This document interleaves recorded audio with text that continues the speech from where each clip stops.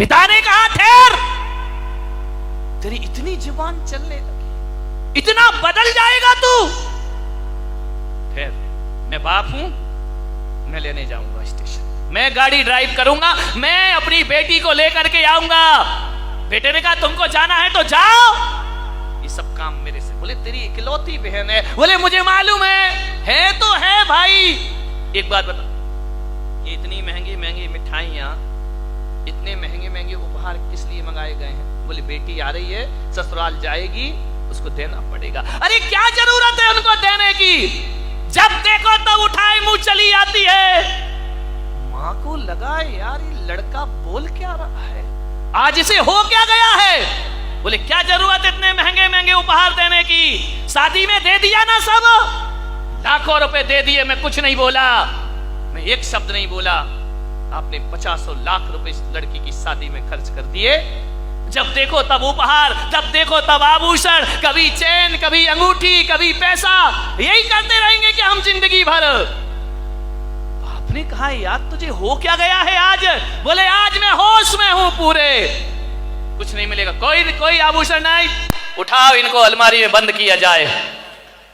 आपने कहा यार जब देखो तब यहां ससुराल से चली आती है।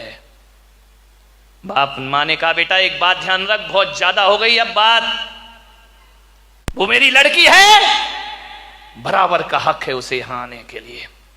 तेरा घर है तो उसका भी घर है, वो इस घर की बेटी है।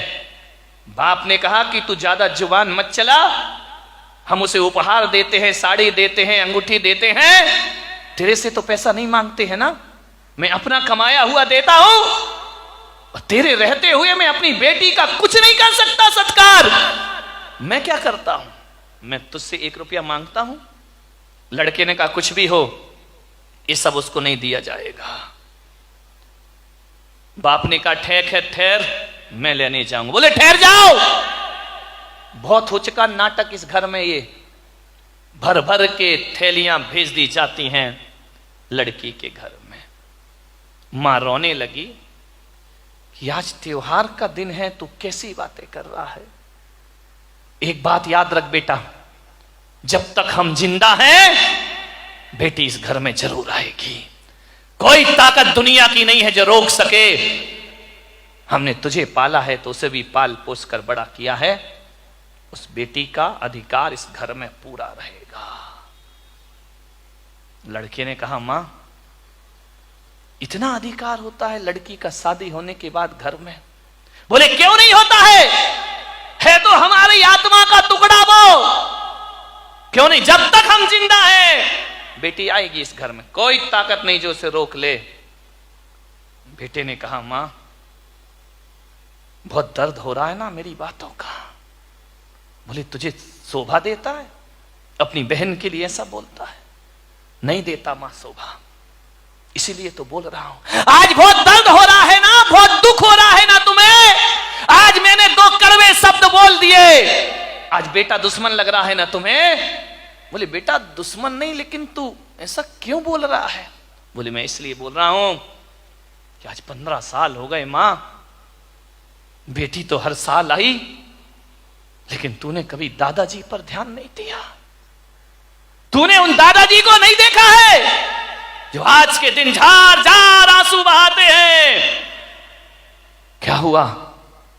15 साल से इस घर में बुआ नहीं आई है मां, ध्यान रखिए।